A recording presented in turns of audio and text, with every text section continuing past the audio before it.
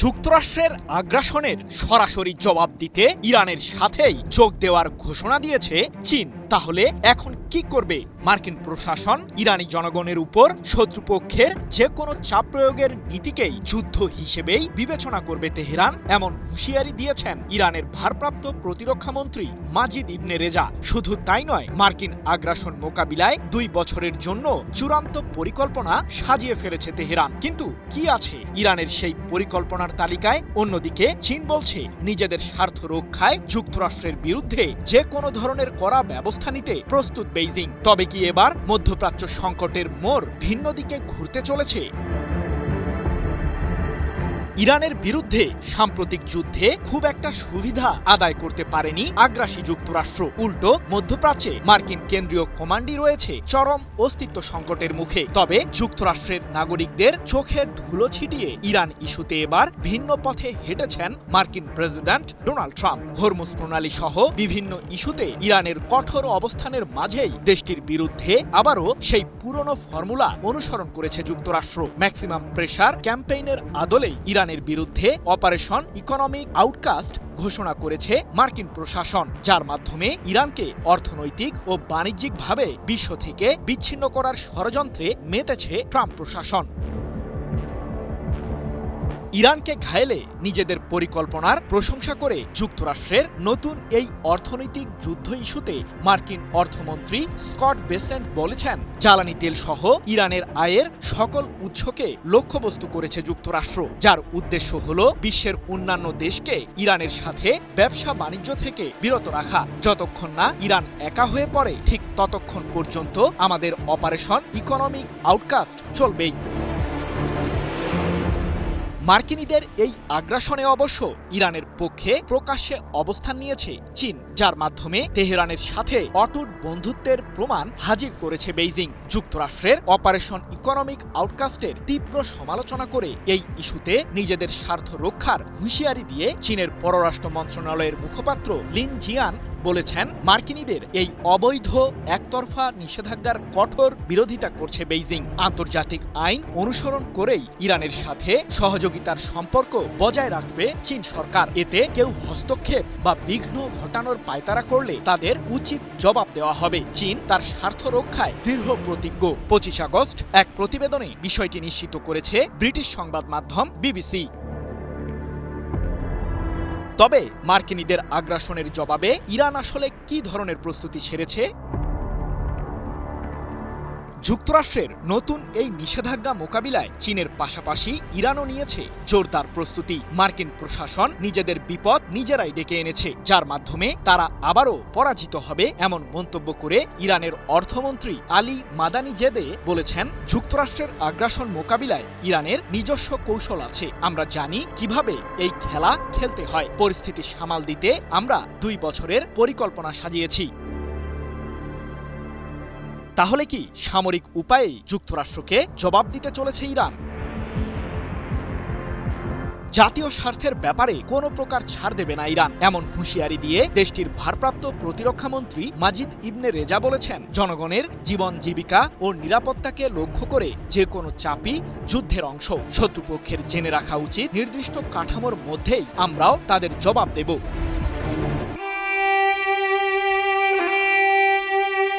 ঘুড়িও কি যুদ্ধের ময়দানে অন্যতম অস্ত্র হিসেবে ব্যবহৃত হতে পারে?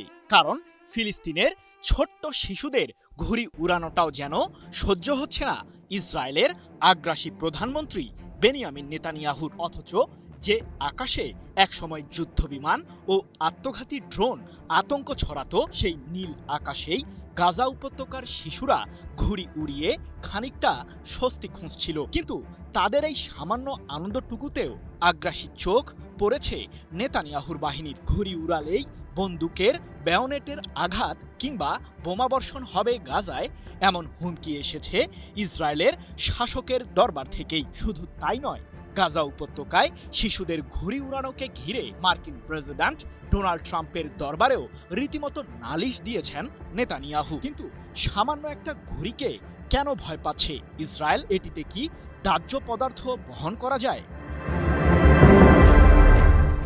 শিশুদের ঘুড়ি উড়ানোকে কেন্দ্র করেই ফিলিস্তিনের গাজা উপত্যকায় তুলকালাম অবস্থা সৃষ্টি করেছে আগ্রাসী ইসরায়েলের সামরিক বাহিনী। নিরাপত্তা পরিস্থিতি পর্যালোচনা করে নেতানিয়াহুর কার্যালয় হুঁশিয়ার করেই জানিয়েছে, গাজায় ঘুড়ি অথবা বেলুন উড়ানো অব্যাহত থাকলে এসবের জন্য দায়ী ব্যক্তিদের বিরুদ্ধে সামরিক অভিযান চালাবে ইসরায়েল। এছাড়াও যেসব আবাসিক এলাকা থেকে ঘুড়ি, বেলুন কিংবা ড্রোন উড়ানো হচ্ছে সেসব এলাকা থেকে বাসিন্দাদের সরিয়ে দেওয়ার হুমকিও দিয়েছে ইহুদিবাদীরা। এ নিয়ে ইসরায়েলের সামরিক বাহিনীর দাবি, ফিলিস্তিনের স্বাধীনতাকামী সংগঠন হামাস গাজাবাসীদের সীমান্ত পেরিয়ে ঘুড়ি উড়াতে উৎসাহিত করছে, যার মাধ্যমে ইসরায়েলের বিরুদ্ধে উস্কানি দেওয়ার চেষ্টা করছে হামাস। 25 আগস্ট এক প্রতিবেদনে বিষয়টি নিশ্চিত করেছে ব্রিটিশ বার্তা সংস্থা রয়টার্স।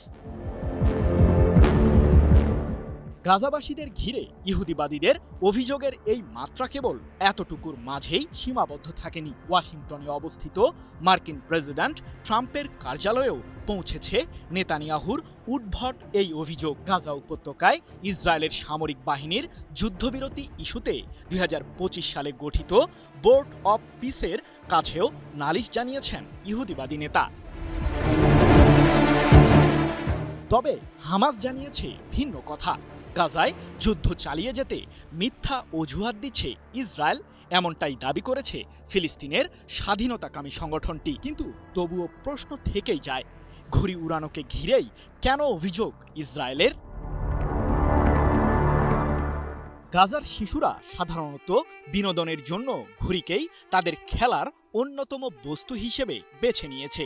বিশেষ করে বাস্তুচ্যুত মানুষের শিবিরগুলোতে কঠিন পরিস্থিতির মধ্যে কিছুটা স্বস্তি পেতে শিশুরা এসব ঘুড়ি উড়ায়। ঘুড়িগুলো হালকা হওয়ায় সুতো ছিঁড়ে গেলে বাতাসে ভেসে গাজার সীমানার বাইরে চলে যেতে পারে। ফলে গাজার কাছাকাছি ইসরায়েলি বস্তিগুলো থাকায় সেগুলোতেই গিয়ে পড়ে শিশুদের সেই ঘুড়িগুলো।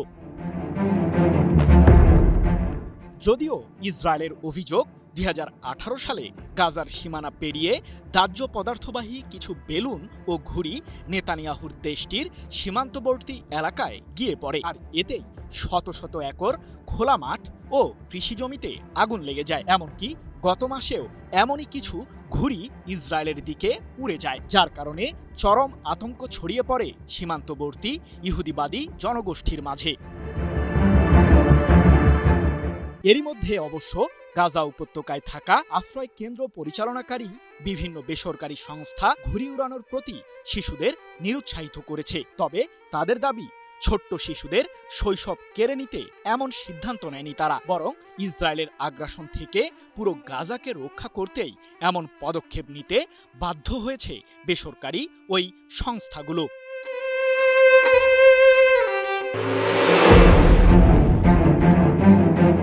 ইরানের শক্তি কতটা তা বুঝতে আর বাকি নেই যুক্তরাষ্ট্রের। বিশ্বের পরাশক্তি যুক্তরাষ্ট্রকে সাম্প্রতিক যুদ্ধে যেভাবে নাস্তানাবুদ করেছে ইরান, তা যেন অনেকের কল্পনারও বাইরে। আর এবার ইরান যেন ফিরে আসছে আরও শক্তিশালী হয়ে সম্ভাব্য যুদ্ধের ময়দানে। যুক্তরাষ্ট্রের বিরুদ্ধে টানা 40 দিনের যুদ্ধের অভিজ্ঞতাকে কাজে লাগিয়ে নিজেদের আকাশ প্রতিরক্ষা ব্যবস্থাকে ঢেলে সাজানোর ঘোষণা দিয়েছে ইরান। যুক্তরাষ্ট্রের বিরুদ্ধে যুদ্ধই নাকি দেশটির আকাশ প্রতিরক্ষা ব্যবস্থাকে আরও শক্তিশালী করে তুলেছে বলে জোরালো বার্তা দিয়েছেন ইরানের একজন কমান্ডার। এদিকে নিজেদের সামরিক সক্ষমতা আরও বাড়ানোর ঘোষণা দিয়েছেন দেশটির আরেকজন শীর্ষ সামরিক কর্মকর্তা। প্রশ্ন হলো, হঠাৎ করে নিজেদের সামরিক সক্ষমতা নিয়ে এতটা তৎপর কেন হয়ে উঠল ইরান? ইরান কি তবে বড় কোনো সামরিক অভিযানের প্রস্তুতি নিচ্ছে? ইরানের বিমান প্রতিরক্ষা বাহিনীর কমান্ডার আলীরেজা এলহামি বলেছেন, যুক্তরাষ্ট্রের বিরুদ্ধে টানা কয়েক দফার যুদ্ধ দেশটিকে যে মূল্যবান অভিজ্ঞতা দিয়েছে, সেখান থেকে শিক্ষা নিয়ে নিজেদের আকাশ প্রতিরক্ষা ব্যবস্থাকে আরও শক্তিশালী করেছে ইরান। নিজেদের শক্তিশালী আকাশ প্রতিরক্ষা ব্যবস্থার মাধ্যমেই যুক্তরাষ্ট্রের একের পর এক অত্যাধুনিক ড্রোন ও যুদ্ধবিমান ভূপাতিত করতে সক্ষম হয়েছে দেশটি। কাতার ভিত্তিক সংবাদ মাধ্যম আল জাজিরা এক প্রতিবেদনে তুলে ধরে এ খবর।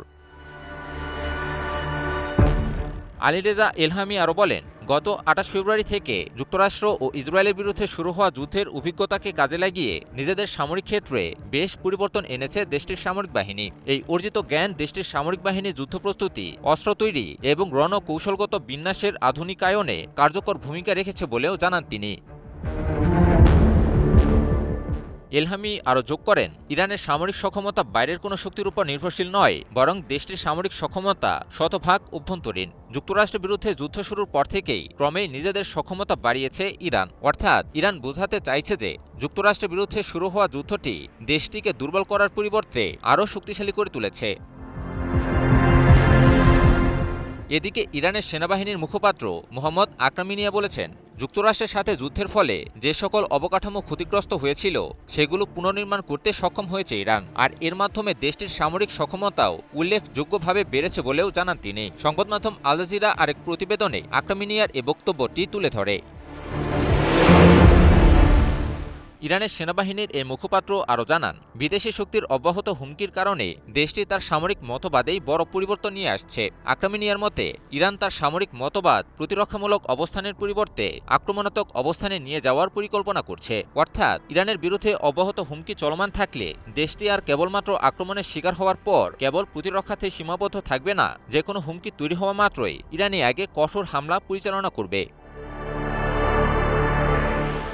সাম্প্রতিক সময়ে ইরানের বিরুদ্ধে সামরিক পদক্ষেপের পরিবর্তে অর্থনৈতিক কৌশলকে বেছে নিয়েছে মার্কিন যুক্তরাষ্ট্র। ইরানের বিরুদ্ধে ইতিহাসের সবচেয়ে কঠোর অর্থনৈতিক নিষেধাজ্ঞার ঘোষণা দিয়েছেন মার্কিন প্রেসিডেন্ট ডোনাল্ড ট্রাম্প। মূলত ট্রাম্পের এই কঠোর অর্থনৈতিক কৌশলের বিরুদ্ধে ইরান ক্রমেই আরও সরব হচ্ছে। নিজেদের সামরিক সক্ষমতার জানান দিয়ে যুক্তরাষ্ট্রকে এই বার্তায় দিতে চাইছে যে যুক্তরাষ্ট্র বেশি বাড়াবাড়ি করলে সামরিক পথকে বেছে নেওয়া ছাড়া ইরানের সামনে আর কোনো পথ খোলা থাকবে না।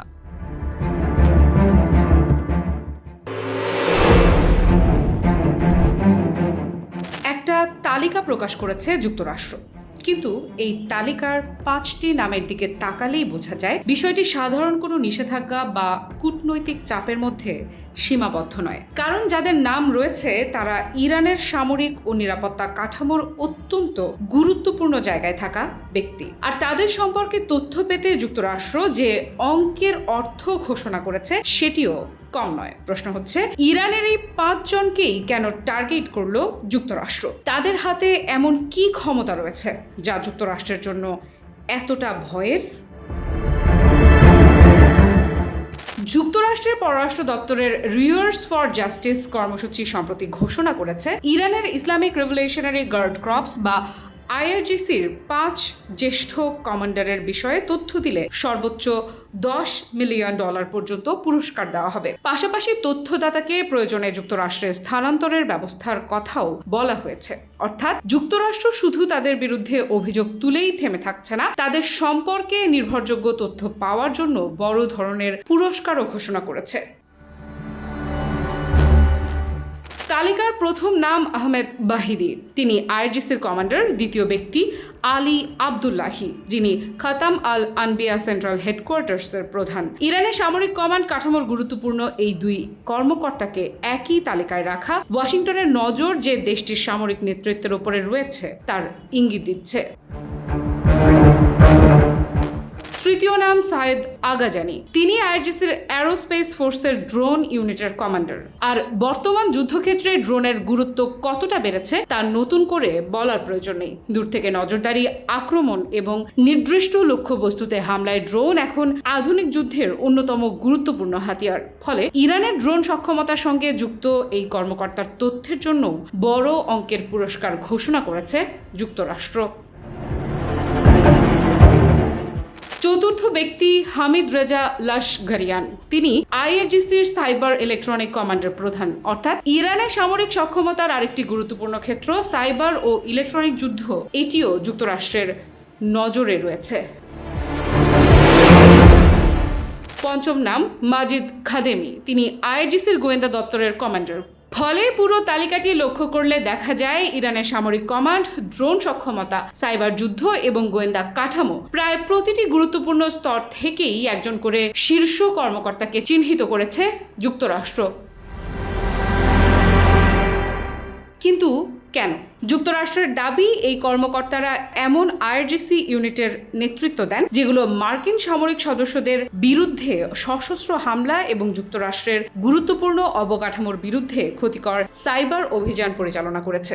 যুক্তরাষ্ট্র বলছে এসব হুমকি ব্যাহত করতেই তাদের সম্পর্কে তথ্য সংগ্রহ করতে এই পুরস্কার ঘোষণা করা হয়েছে।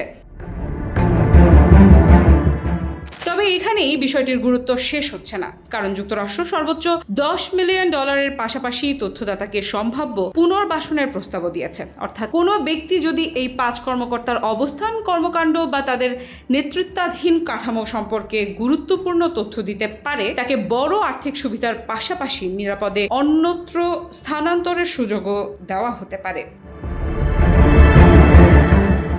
এটি কেন গুরুত্বপূর্ণ? কারণ আধুনিক সংঘাতে প্রতিপক্ষের সামরিক সক্ষমতা সম্পর্কে সঠিক তথ্য অনেক সময় অস্ত্রের মতোই গুরুত্বপূর্ণ হয়ে ওঠে। কোন কমান্ডার কোন ইউনিট পরিচালনা করছেন, কোথা থেকে সিদ্ধান্ত নেওয়া হচ্ছে, ড্রোন বা সাইবার সক্ষমতার নেতৃত্বে কারা রয়েছেন, গোয়েন্দা কাঠামো কিভাবে কাজ করছে, এসব তথ্য প্রতিপক্ষের জন্য কৌশলগতভাবে গুরুত্বপূর্ণ হতে পারে। আর তাই 5 জনের নাম প্রকাশ করে যুক্তরাষ্ট্র মূলত ইরানের সামরিক ও নিরাপত্তা কাঠামোর গুরুত্বপূর্ণ স্তরগুলোকে প্রকাশ্যে চিহ্নিত করেছে। সবচেয়ে তাৎপর্যপূর্ণ বিষয় হলো, এই ঘোষণা এসেছে ইরান ও যুক্তরাষ্ট্রের মধ্যে যখন উত্তেজনা অত্যন্ত তীব্র। ফলে প্রশ্ন উঠছে, এটি কি শুধু অতীতে মার্কিন স্বার্থের বিরুদ্ধে পরিচালিত হামলা ও সাইবার কার্যক্রমের জবাব, নাকি ভবিষ্যৎ কোনো পদক্ষেপের জন্য ইরানের সামরিক নেতৃত্ব সম্পর্কে আরও তথ্য সংগ্রহ করছে ওয়াশিংটন? অন্যদিকে তেহরানের জন্য এটি বড় ধরনের সতর্কবার্তা, কারণ তালিকায় থাকা ব্যক্তিরা ইরানের সামরিক ও নিরাপত্তা ব্যবস্থার গুরুত্বপূর্ণ অংশ। তাদের তথ্যের জন্য কোটি কোটি ডলারের পুরস্কার ঘোষণা মানে যুক্তরাষ্ট্র ইরানের সামরিক নেতৃত্ব সম্পর্কে তথ্য পাওয়ার প্রচেষ্টাকে কতটা গুরুত্ব দিচ্ছে সেটিও স্পষ্ট হচ্ছে। Breaking news! Angela Cook Circle! অর্থাৎ ইরান যুক্তরাষ্ট্র সংঘাত এখন শুধু আকাশে ক্ষেপণাস্ত্র বা ড্রোনের লড়াইয়ে সীমাবদ্ধ নেই। এর পাশাপাশি চলছে গোয়েন্দা তথ্য সংগ্রহ, সামরিক নেতৃত্ব শনাক্ত করা এবং প্রতিপক্ষের গুরুত্বপূর্ণ কর্মকর্তাদের উপর চাপ তৈরির কৌশল। যুদ্ধের ময়দানে প্রথম বিস্ফোরণ ঘটার আগেই যদি জানা থাকে এই যুদ্ধ কোথায় গিয়ে থামতে পারে, কিভাবে ছড়িয়ে পড়তে পারে, আর এর ধাক্কা ঠিক কতটা ভয়ঙ্কর হতে পারে, তাহলে সেই যুদ্ধ শুরু করার সিদ্ধান্ত কতটা যুক্তিযুক্ত। ইরানের বিরুদ্ধে হামলা শুরু করার আগে যুক্তরাষ্ট্রের সামনে নাকি এমনই একাধিক সতর্কবার্তা ছিল, কিন্তু তারপরও ডোনাল্ড ট্রাম্প নিয়েছেন ইরানে হামলার সিদ্ধান্ত। এখন 6 মাস পর প্রশ্ন উঠছে, সেই সতর্কবার্তা কেন উপেক্ষা করলেন তিনি, আর তার ফলাফলই বা কেমন? ওয়াল স্ট্রিট জার্নালের নতুন প্রতিবেদনে উঠে এসেছে, 28 ফেব্রুয়ারি ইরানে হামলা শুরুর কয়েকদিন আগে হোয়াইট হাউসে একটি গুরুত্বপূর্ণ বৈঠক হয়েছিল। সেখানে মার্কিন গোয়েন্দা ও সামরিক কর্মকর্তারা প্রেসিডেন্ট ডোনাল্ড ট্রাম্পকে ইরানে বড় ধরনের হামলার সম্ভাব্য পরিণতি সম্পর্কে সতর্ক করেছিলেন। প্রতিবেদনে বলা হয়েছে, তৎকালীন জাতীয় গোয়েন্দা পরিচালক তুলসী গ্যাবার্ডো ইরানের ওপর হামলার ঝুঁকি নিয়ে সতর্কবার্তা দিয়েছিলেন।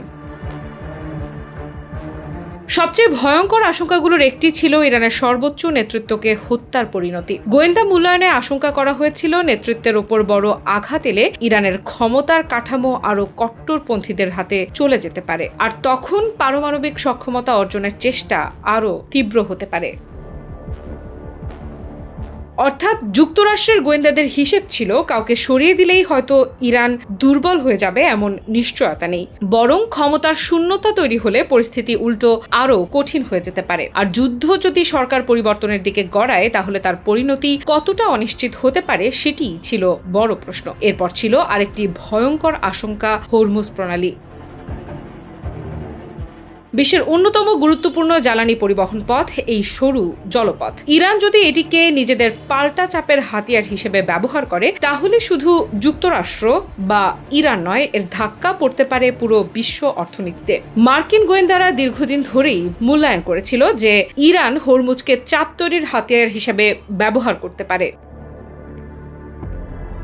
সামরিক কর্মকর্তাদের সতর্কবার্তাও ছিল কম গুরুত্বপূর্ণ নয়। যুদ্ধে মার্কিন সেনাদের প্রাণহানি হতে পারে, একই সঙ্গে দীর্ঘ সংঘাত হলে যুক্তরাষ্ট্রের অস্ত্র ও প্রতিরোধ সক্ষমতার ওপর বড় চাপ তৈরি হতে পারে, এমন আশঙ্কাও সামনে রাখা হয়েছিল।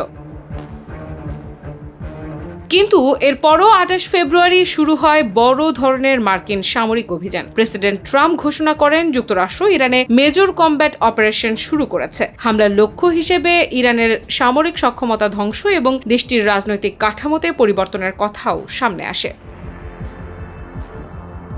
আর এরপর যুদ্ধ 6 মাস পেরিয়ে গেছে, আর এখন যুদ্ধক্ষেত্রের বাইরেও এর প্রভাব স্পষ্ট। হরমুজ প্রণালীতে জাহাজ চলাচল মারাত্মকভাবে ক্ষতিগ্রস্ত হয়েছে। সাম্প্রতিক সপ্তাহগুলোতে সেখানে একের পর এক জাহাজ হামলার শিকার হয়েছে এবং বাণিজ্যিক নৌ চলাচল কমে গেছে। ফলে বিশ্ববাজারে জ্বালানি সরবরাহ নিয়ে নতুন করে উদ্বেগ তৈরি হয়েছে। শুধু জ্বালানি নয়, মার্কিন সামরিক সক্ষমতার ওপরও যুদ্ধের চাপ নিয়ে প্রশ্ন উঠেছে। সম্প্রতি ওয়াল স্ট্রিট জার্নালের এক প্রতিবেদনে বলা হয়েছে, ইরান যুদ্ধ যুক্তরাষ্ট্রের গুরুত্বপূর্ণ ক্ষেপণাস্ত্র ও প্রতিরক্ষা মজুতের ওপর বড় চাপ তৈরি করেছে। বিশেষ করে প্যাট্রিয়ট PAC-3 MSE ইন্টারসেপ্টর এবং টমাহক মিসাইলের মজুত নিয়ে উদ্বেগ তৈরি হয়েছে। Breaking news. Angela Could Circle. অর্থাৎ যুদ্ধের আগে যেসব সম্ভাব্য ঝুঁকির কথা মার্কিন কর্মকর্তারা সামনে এনেছিলেন, তার অন্তত কয়েকটি এখন বাস্তব সংকট হিসেবে দেখা দিচ্ছে। হরমুজে অস্থিরতা, বৈশ্বিক জ্বালানি সরবরাহের চাপ এবং মার্কিন সামরিক সক্ষমতার উপর দীর্ঘমেয়াদী চাপ।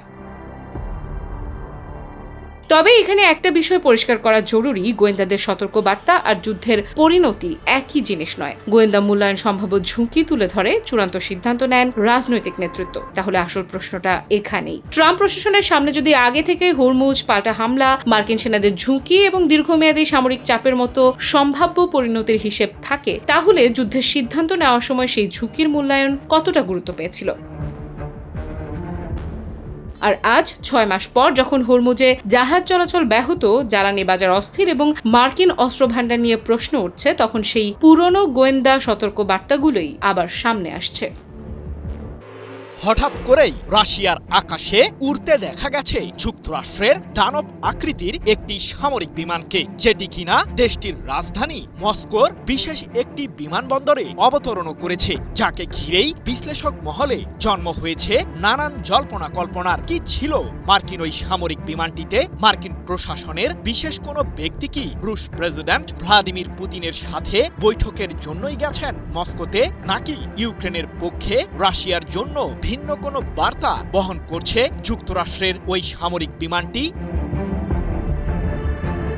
রহস্যের যেন শেষ নেই রাশিয়া ইউক্রেন যুদ্ধকে ঘিরে। যুদ্ধের ময়দানে যখন চরম বিপাকে ইউক্রেনের সামরিক বাহিনী, ঠিক তখনই মস্কো থেকেই সূত্রপাত ঘটল নতুন এক ঘটনার। যদিও সম্প্রতি ইউক্রেনের প্রেসিডেন্ট ভলোদিমির জেলেনস্কি কিছুটা ব্যর্থতার সুরেই দাবি করেছেন যে রাশিয়ার ছোড়া ব্যালিস্টিক মিসাইলগুলোকে প্রতিহত করার মতো প্রয়োজনীয় এয়ার ডিফেন্স সিস্টেম নেই ইউক্রেনের কাছে, যার জন্য যুক্তরাষ্ট্রের দিকেই মুখিয়ে আছেন জেলেনস্কি। তবে তার আশা পূরণের আগেই রাশিয়া ও মার্কিন প্রশাসনের মধ্যে ঘটল বিরল এক ঘটনা। জানা গেছে, পশ্চিমা সামরিক জোট ন্যাটোভুক্ত দেশ লাটভিয়ায় অবস্থিত মার্কিন সামরিক ঘাঁটি থেকে যুক্তরাষ্ট্রের বিশেষ একটি বিমান উড়ে যায় রাশিয়ার রাজধানী মস্কোর উদ্দেশ্যে। বোয়িং C-17A গ্লোববাস্টার মডেলের মার্কিন সামরিক বহরের অন্যতম অত্যাধুনিক ওই বিমানটি মস্কোর ভনুকোভা বিমানবন্দরে অবতরণ করেছে। নানান তথ্য উপাত্ত বিশ্লেষণ করে 25 আগস্ট বিষয়টি নিশ্চিত করেছে ব্রিটিশ বার্তা সংস্থা রয়টার্স। কিন্তু মার্কিন ওই চাঞ্চল্যকর সামরিক বিমানটিতে কি কোনো পণ্য কিংবা যাত্রী ছিল? 4 বছরেরও বেশি সময় ধরে চলা যুদ্ধে রাশিয়ার বিরুদ্ধে লড়তে লড়তে ইউক্রেনের যখন বেহাল দশা, তখনই জেলেনস্কির বন্ধুপ্রতিম দেশ যুক্তরাষ্ট্রের একটি সামরিক বিমানের মস্কোতে অবতরণকে ঘিরেই শুরু হয়েছে বিশ্লেষক মহলে নানান জল্পনা কল্পনা। মার্কিন প্রশাসনের বিভিন্ন সূত্রের বরাতে বার্তা সংস্থা রয়টার্স দাবি করেছে যে একই দিন যুক্তরাষ্ট্রের গোয়েন্দা সংস্থা CIA এর প্রধান জন র্যাডক্লিফও মস্কো সফর করেছেন। তিনিও ঠিক একই মডেলের মার্কিন সামরিক বিমানে চড়ে রাশিয়ায় অবতরণ করেন। সফর শেষে জন র্যাডক্লিফ লাটভিয়ার সেই মার্কিন ঘাঁটিতে ফিরে যান বলেই দাবি রয়টার্সের। তবে হঠাৎ করেই মার্কিন প্রশাসনের শীর্ষ এই গোয়েন্দা কর্মকর্তা কেন গেছেন রাশিয়ায়? এটি কি কোনো আনুষ্ঠানিক সফর ছিল? রাশিয়ার উদ্দেশ্যে জন র্যাডক্লিফের এই সফরের মাত্র এক সপ্তাহ আগেই ইউক্রেনের প্রেসিডেন্ট জেলেনস্কিকে বিশেষ একটি বার্তা পাঠায় হোয়াইট হাউস। রয়টার্সের দাবি, চলতি মাসের 24, 25 ও 26 তারিখ মস্কো, সেন্ট পিটার্সবার্গ ও রাশিয়ার উত্তরাঞ্চলীয় এলাকায় যাতে ইউক্রেন হামলা না চালায় সেজন্যই মূলত জেলেনস্কিকে অনুরোধ করে মার্কিন প্রশাসন। বিশ্লেষকরা বলছেন, সিআইএ প্রধানের রাশিয়া সফরকে ঘিরেই ইউক্রেনের উদ্দেশ্যে ওই বার্তা পাঠায় Washington. Breaking news. Angela could circle. এর আগে 2021 সালের নভেম্বরে তৎকালীন সিআইএ প্রধান উইলিয়াম বার্নস রুশ প্রেসিডেন্ট পুতিনের সাথে সরাসরি আলোচনায় বসেছিলেন। সেই বৈঠকের মাত্র 3 মাসের মাথায় ইউক্রেনের বিরুদ্ধে যুদ্ধে জড়ায় রাশিয়া। এবার প্রায় 5 বছর পর নতুন সিআইএ প্রধানও গেলেন মস্কোতে। মার্কিন সূত্রগুলো জানিয়েছে, রাশিয়ার শীর্ষ কর্মকর্তাদের সাথে অনানুষ্ঠানিক বৈঠক করতেই মূলত দেশটিতে সফর করেছেন জন র্যাডক্লিফ। তবে বৈঠকে আসলে কি বিষয়ে আলোচনা হয়েছে সে সম্পর্কে বিস্তারিত কিছুই জানা যায়নি। যদিও এসব বিষয়কে এড়িয়ে চলছেন ক্রেমলিন মুখপাত্র দিমিত্রি পেসকভ। তার দাবি, মার্কিন সামরিক বিমানের মস্কোতে অবতরণ প্রসঙ্গে কোনো তথ্য নেই তার কাছে।